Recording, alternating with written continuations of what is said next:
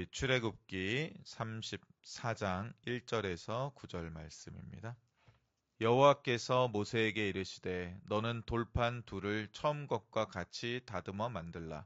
내가 깨트린 처음 판에 있던 말을 내가 그 판에 쓰리니 아침까지 준비하고 아침에 시내산에 올라와 산 꼭대기에서 내게 보이되 아무도 너와 함께 오르지 말며 온 산에 아무도 나타나지 못하게 하고 양과 소도 산 앞에서 먹지 못하게 하라.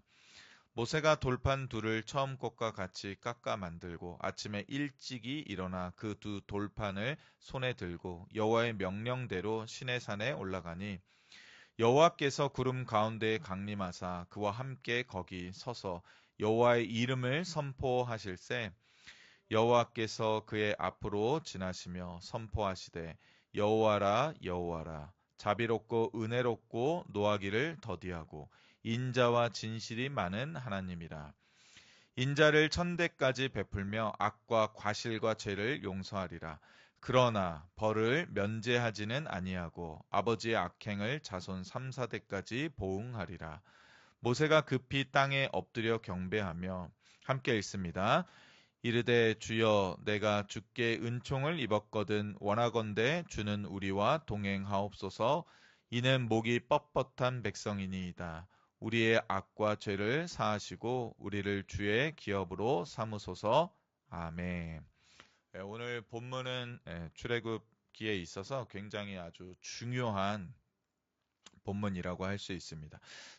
출애굽기 34장 우리 거기 위에 제목처럼 파란 글씨로 되어 있는 걸 보면 두 번째 돌판이라고 되어 있듯이 첫 돌판, 즉 첫 십계명 두 돌판이 있었는데 그것이 모세의 손에서 던져져서 깨어지고 이제 출애굽기 34장에 이르러서 두 번째 돌판인 두 번째 십계명 두 돌판을 여호와 하나님께서 만들어 주시는, 작성해 주시는, 그리고 다시금 언약을 체결하는 것 같은 그러한 모습을 나타내는 출애굽기 34장은 출애굽기에 있어서 매우 중요한 본문이라고 할 수 있습니다. 오늘은 올해 우리의 표에 나와 있듯이 은혜의 하나님을 먼저 매주 수요일마다 한 4번에 걸쳐서 또는 5번이 될 수도 있지만 4번에 걸쳐서 은혜의 하나님이라는 부분을 먼저 좀 시리즈 설교로 다루려고 합니다. 오늘은 그 첫 번째 시간으로 절박한 때에도 은혜 주시는 분, 조금 더 길었는데 원래 급박하고 절박한 상황에서도 은혜 주시는 분이었는데 조금 줄여서 절박한 때에도 은혜 주시는 분으로 좀 오늘 설교 제목을 잡아봤습니다. 오늘 본문을 보시면 좀 특이하게 모세에게 다시금 등장하시는, 모세 앞에 현현하시는 하나님의 이 등장 장면 씬이 나옵니다. 그래서 5절부터 6절을 보시면 여호와께서 구름 가운데에 강림하사 그와 함께 거기 서서 여호와의 이름을 선포하실세 여호와께서 그의 앞으로 지나시며 선포하시되 여호와라 여호와라 자비롭고 은혜롭고 노하기를 더디하고 인자와 진실이 많은 하나님이라 하면서 자기 자신을 모세 앞에 드러내십니다. 근데 이러한 장면은 사실 좀 생소하기도 하거니와 여호와께서 친히 천사를 대동해서 천사의 입으로 여호와 하나님을 찬양하도록 하면서 여호와다 여호와다 영광이다 영광이다 그분은 자비롭고 은혜가 많으신 분이시다 이렇게 스랍들을 사용하셔서 여호와 하나님을 찬송하고 찬양하며 영광 돌리게 하는 장면은 우리가 좀 그나마 좀 익숙하고 자연스럽다고 생각할 수 있는데 여호와께서 친히 구름 가운데 강림하사 모세와 함께 거기 서 있을 때 무엇 때문에 자기 자신에 대해서 나는 스스로 있는 자다, 나는 스스로 있는 자다라면서 자신의 이름을 밝히시면서 자신의 이 성격, 즉 본성이 어떠한지를 마치 소개하는 것처럼 이러한 장면들이 연출이 나오는 게 좀 어떻게 보면 좀 어색하다 싶기도 합니다. 그런데 6절에서 끝나는 것이 아니라 7절까지 이어지면서 여호와 하나님의 이 성격이 어떤지, 내가 어떠한 하나님인지, 나의 본성이 어떠한지를 설명하고 있단 말이에요. 도대체 왜 이러한 장면이 여기서 연출되는가를 우리가 생각해 보면 이제 출애굽기 더 앞으로 가야 되는데, 출애굽기 33장 우리 18절을 함께 좀 보길 원합니다. 한 장만 앞으로 넘어가면 출애굽기 33장 18절에 보면 모세가 주님께 여호와 하나님께 간청을 하는데 이렇게 말합니다. 모세가 이르되 원하건대 주의 영광을 나에게 보여주십시오. 이렇게 얘기합니다. 영어 성경으로 읽으면 좀 더 재밌는데 예, Please show me your glory 이렇게 표현됐거든요. 그러니까 이게 굉장히 어떻게 보면 굳이 그럴 필요 있나?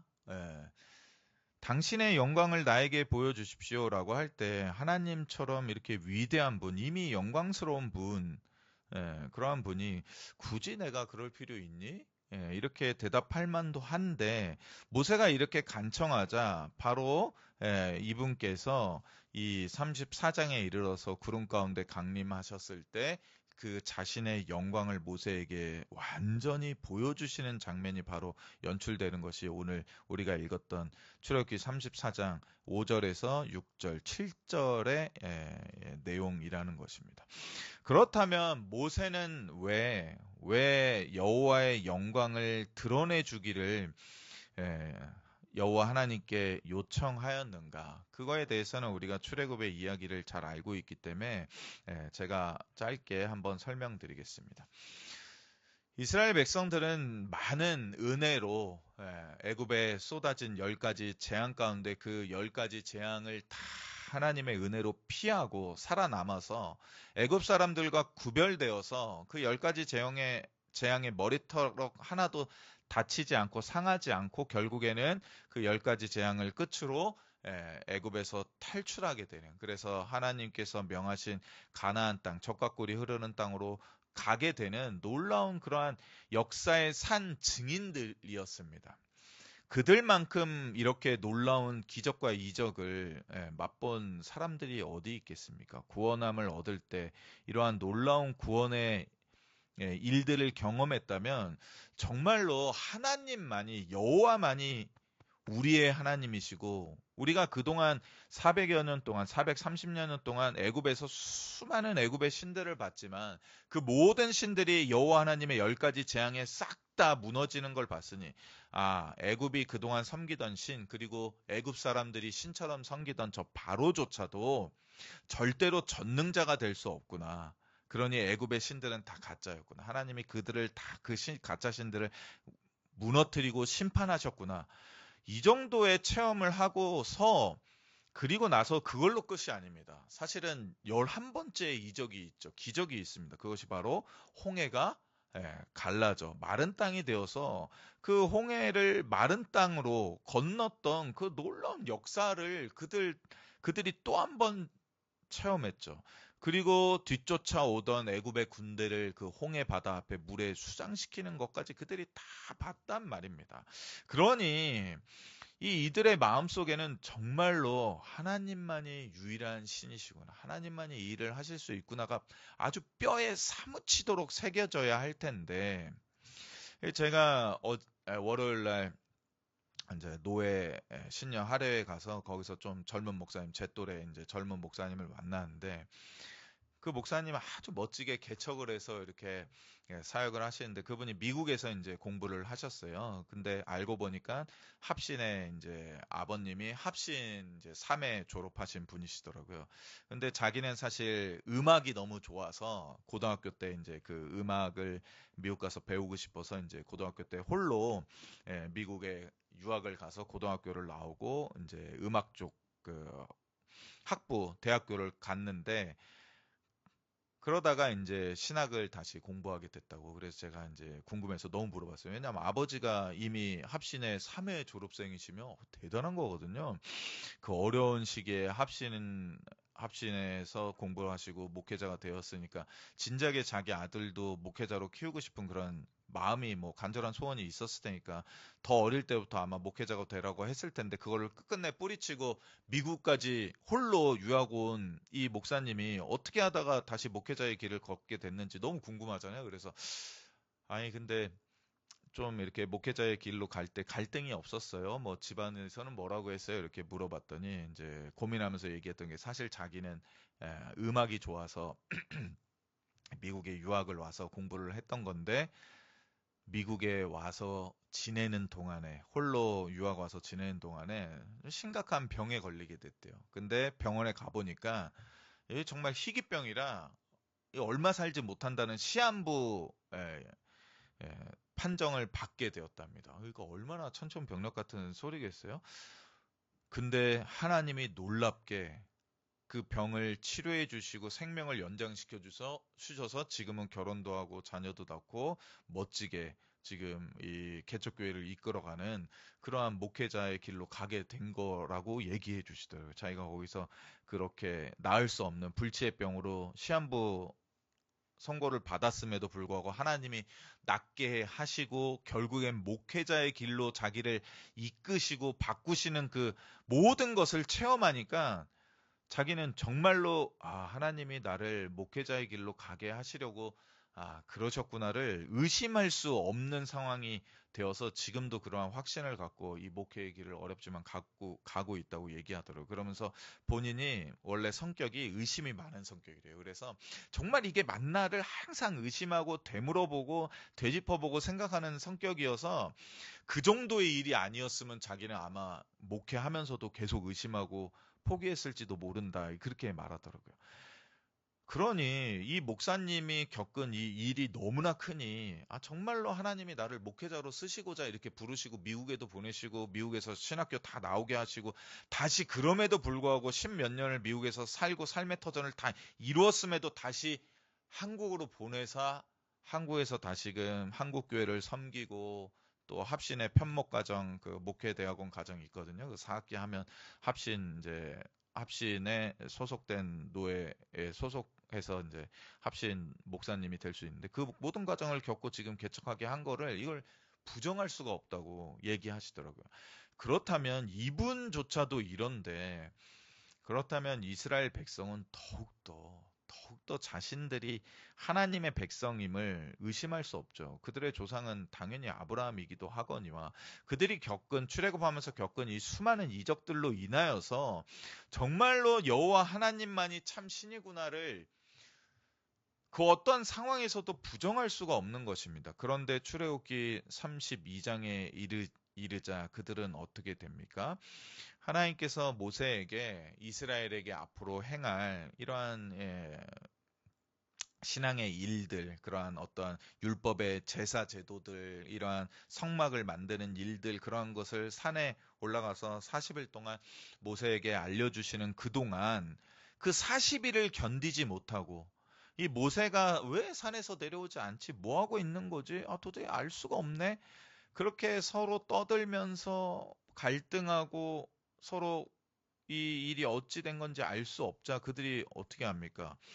이 아론에게 당장에 우리를 인도할 신을 만들라. 모세도 떠나고 여호와 하나님도 없다. 그러니 우리를 인도할 신을 만들어내라 하면서 결국에는 귀에서 금고리를 빼내어서 그걸 녹여서 조각칼로 송아지 형상을 만들고 그 앞에서 이것이 너희를 애굽에서 인도해낸 너희의 신이로다 하면서 이전에 그들이 이집트에서 경험했던 그 이집트 사람들이 애굽 사람들이 우상을 섬기던 그 일을 똑같이 거기서 하고 있는 것입니다. 그것이 결코 여호와의 형상이 아님을 그들이 왜 모르겠습니까? 이집트 애굽에서 그러한 사람의 손으로 만들어진 금으로 조각한 그러한 수많은 우상들 많이 봐왔음에도 불구하고 그것이 그들의 여호와 하나님이 아니라는 것을 뼈저리게 체험했음에도 불구하고 그들은 그렇게 멸망의 길로 부패하여서 참으로 어리석은 길로 나아갔다는 것입니다. 그러니 여호와께서 모세에게 명령하여서 32장 7절에 보면 여호와께서 모세에게 이르시되 너는 내려가라 내가 애굽 땅에서 인도하여 낸 너의 백성이 부패하였도다 말하면서 이 이스라엘 백성들은 이제 내 백성이 아니다. 모세 너의 백성이다 하면서 모세를 내려보내죠. 그리고 나서 모세가 이 모양을 보고서 정말로 분에 차서 이 들었던 십계명 두 돌판을 집어 던져서 깨트리고 그 우상으로 새겨졌던 그 금송아지를 다 부셔갖고 갈아 마시게 만들죠. 그리고 나서도 여호와의 진노가 사그라들지 않자 너무나 여호와 앞에서 간청을 하죠. 이들이 정말로 목이 곧은 백성입니다. 한 번만 용서해 주십시오. 진멸하지 마십시오. 제발 도와주십시오라고 했을 때 하나님께서 그 진멸하고자 하는 그 의도를 다시 돌이키시죠. 그러나 여전히 여호와의 이 분노가 완전히 사그라들지는 않았다는 것입니다.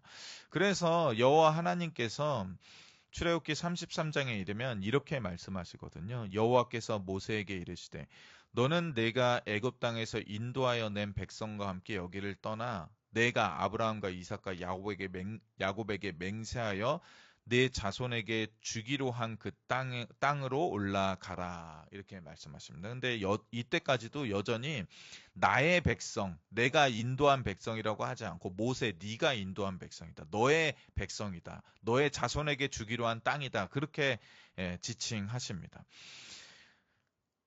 2절에 계속 이어서 보면 내가 사자를 너보다 앞서 보내어 가나안 사람과 아모리 사람과 헷 사람과 브리스 사람과 히윗 사람과 여부스 사람을 쫓아내고 너희를 적과 꿀이 흐르는 땅에 이르게 하려니와 나는 너희와 함께 올라가지 아니하리니 이는 너희는 목이 곧은 백성인즉 내가 길에서 너희를 진멸할까 염려함이니라 하시니 이렇게 말씀하십니다.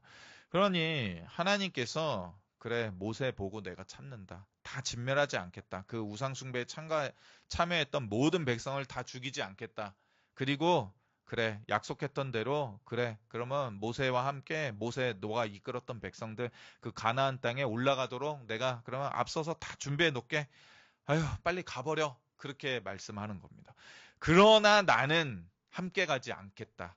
절대로 가지 못한다. 그렇게 말하면서 그 이후로 너희는 목이 곧은 백성인데 내가 길에서 가다가 너희의 그 목이 곧은 또 그 행위와 그 말을 들으면 그때 또 내 진노와 분노가 참지 못하여서 그 자리에서 너희를 다 진멸할까 염려가 되니 차라리 너희끼리 올라가. 내가 앞에서 다 만들어 놓게. 가버려 빨리. 신경 끄게 빨리 가. 이렇게 말하는 것입니다. 그리고 나서 모세가 오늘 본문에 이르러서 제발 이 백성 주의 목전에서 제발 은혜 입은 하나님의 백성이 됐다는 사실을 좀 증거해 주세요. 들어주세요. 하나님께서 이 백성들을 다시 하나님 백성 삼으신다는 것을 좀 알게 해 주세요라고 간청하면서 33절 17절 이하에 바로 이 본문이 나오는 것입니다. 여호와께서 모세에게 이르시되 내가 말하는 이 일도 내가 하리니 너는 내 목전에 은총을 입었고 내가 이름으로도 너를 알미라. 그때 모세가 이르되 원하건대 주의 영광을 내게 보이소서라고 그때 이렇게 간청하는 것입니다. 그럴 때 여호와께서 대답하시죠. 내가 내 모든 선한 것을 내 앞으로 지나가게 하고 여호와의 이름을 내 앞에서 선포하리라. 나는 은혜를 베풀 자에게 은혜를 베풀고 긍휼히 여길 자에게 긍휼을 베푸느니라. 사실 이스라엘 백성들은 목이 곧은 백성이기 때문에 은혜 베풀 만한 자가 아니죠. 그들은 참으로 긍휼히 여길 만한 자가 아니었습니다. 그럼에도 불구하고 모세만큼은 주의 영광을 맛보기에 합당한 자고 은혜 받을 만한 자고 긍휼히 여길 만한 자이기 때문에 이 모세를 보고서 이 하나님의 영광을 나타내심으로써 이스라엘 모든 백성들을 동일하게 은혜 받을 만한 자로 긍휼을 받을 만한 자로 그렇게 여겨주시기로 약속하시고 말뿐만 그렇게 한 게 아니라 실제로 오늘 우리가 읽었던 본문에 이르렀을 때 이 두 돌판에 처음과 같이 십계명을 적어 주실 때에 오늘 읽었던 6절의 말씀과 같이 여호와께서 그의 앞으로 모세 앞으로 지나시며 선포하시면서 여호와의 영광을 한없이 많이 드러내고 계시는 장면입니다. 그러면서 자신의 본성이 어떠한지, 자신의 성격이 어떠한지 나 이런 여호와야라고 다시 한번 알려주시면서 인자를 천대까지 베푸는 나다라고 알려주십니다. 그러니 지금까지 어떻게 여호와께서 이 출애굽한 이스라엘 백성들의 목이 뻣뻣함을 참아 오셨는지를 알게 되는 것이죠. 아, 그렇구나. 여호와 하나님께서는 한두 대까지만 인자를 베푸는 게 아니라 천대까지 무한하도록 우리의 자손 끝까지 그 인자를 한없이 베풀어 주시는 분이구나. 그러하기 때문에 지금도 다시 우리의 이러한 요청에 의해서 다시금 우리의 하나님이 되고자 하시는구나를 깨닫고, 그러나 여기에서만 그치는 것이 아니라 항상 두 가지가 균형을 맞추는데, 하나님께서는 인자를 천대까지 베푸는 본성과 함께 악과 과실과 죄를 용서하심과 함께 그러나 벌을 면제하지는 아니하고 아버지의 악행을 자손 3, 4대까지 보응하리라. 그래서 우리가 많은 과오를 범했을 때 우리를 버리시지는 않으나 그러나 매를 드시지도 않는 그러한 말랑말랑한 하나님은 아니라는 것입니다.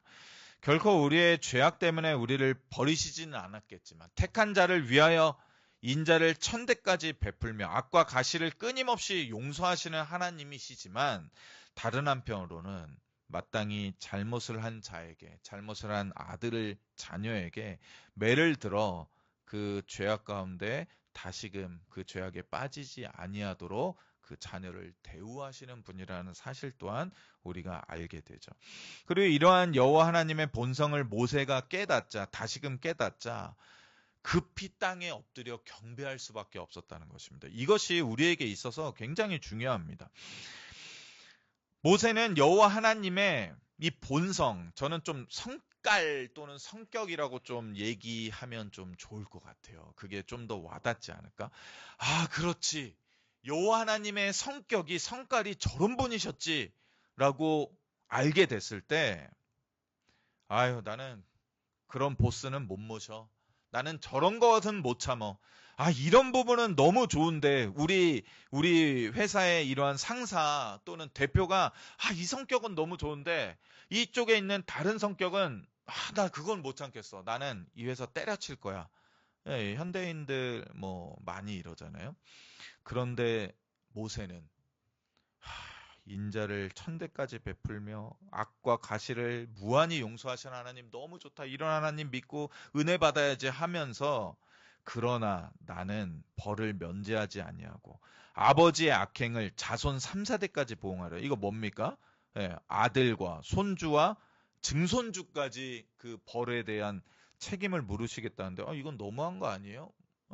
이거 무슨 연대 책임 이거 3대까지나 간다고요? 난 이런 하나님 못 믿어요. 라고 하지 아니하고 모세는 그 즉시 땅에 엎드려 경배하며 맞습니다, 주님.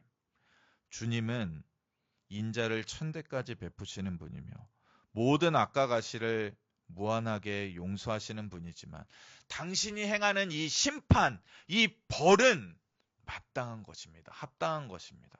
너무나 당연한 것이며 그리 하셔야 되는 것이라 저는 그렇게 생각합니다. 이러한 일로 여호와 하나님은 저의 경배 받으시기에 합당하신 분입니다라고 지금 자신의 신앙을 행위로 드러내는 것입니다.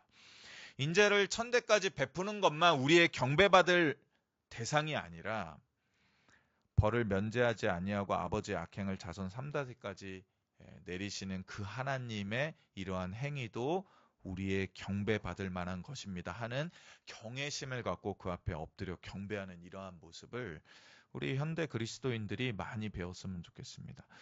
잘해주면 엄마 아빠고 나 때리고 내가 하고 싶은 거 못되게 하면 계모, 계부야.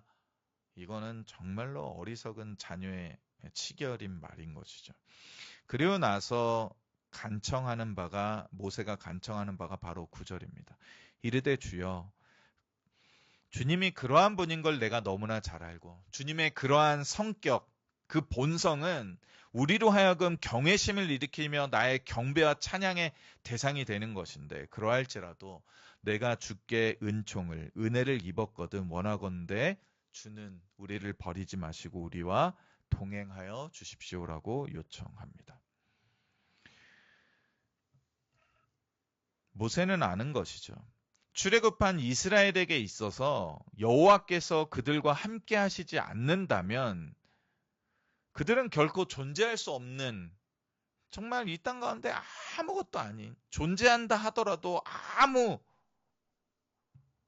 것이 아닌 그러한 존재로 되어버린다는 사실을 너무나 모세는 잘 알기 때문에 그러하니 주는 우리와 동행하여 주십시오라고 말하는 것입니다. 그런데 우리 또한 똑같죠. 우리 또한 이 땅 가운데 하나님의 은혜 없이는 아무것도 아닌 존재라는 것입니다. 하나님의 은혜 없이는 단 한 걸음도 이 가나안 땅으로 나아갈 수 없다는 것입니다.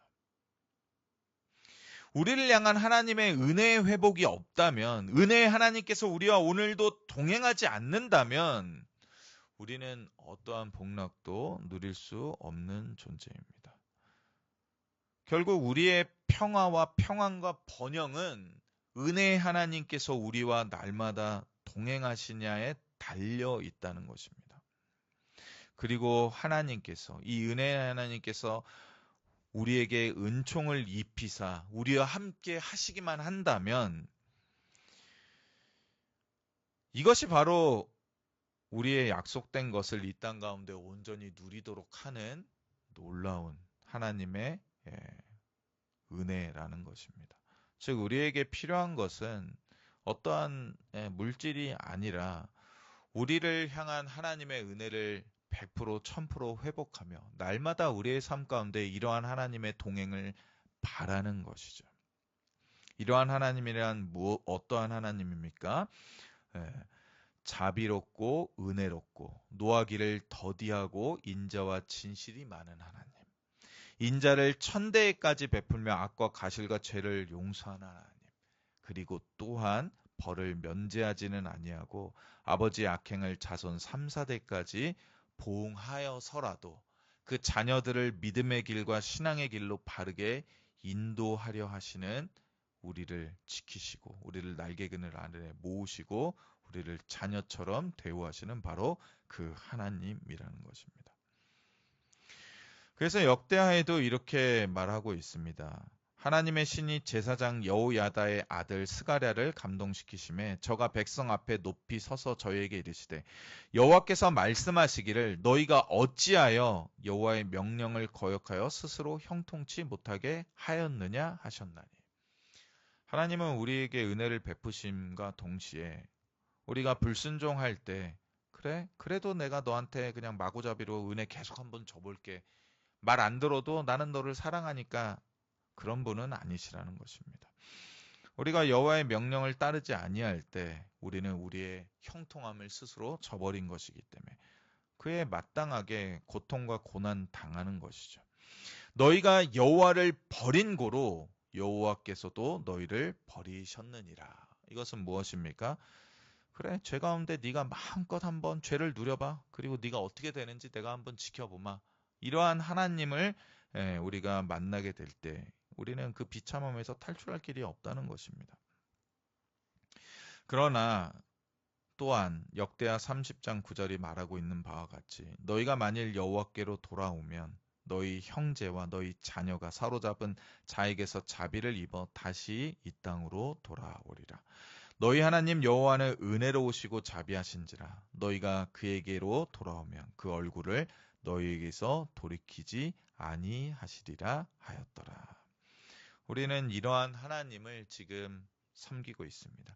이러한 하나님이 날마다 하나무리 교회와 함께 하시고 우리와 함께 하시고 나와 함께 하시고 우리의 자녀와 함께 하시고 우리의 가정에 함께 하신다면 그것이 진정으로 우리가 올해 이루고자 하는 모든 것을 이루는 것보다 더 많은 것을 이루는 것이라는 사실을 우리가 깨닫고 우리의 평안과 평화와 번영이 은혜의 하나님을 회복하는 것에 있다는 사실을 잊지 마시고, 또한 그 은혜의 하나님이 다만 은혜만 주시는 분이 아니라, 그렇지, 공의와 정의를, 이 땅 가운데 올바른 심판을 행하시는 분이라는 사실을, 이 두 가지가 항상 균형 잡히신 분이라는 사실을, 그것을 깨닫고 우리의 신앙이 지금 어디에 섰는지를 날마다 점검하면서 올 한 해는 특별히 우리 공동체로 함께 성경 일독과 또 기도와 또 구역 모임을 통해서 이러한 은혜의 하나님을 계속해서 회복하고 우리와 동행하기를 간절히 원하는 그러한 시간들로 살아갔으면 좋겠습니다. 우리 이 시간, 이것이 행복이라오. 하나님의 자녀로 살아가는 것, 이것이 행복이라오.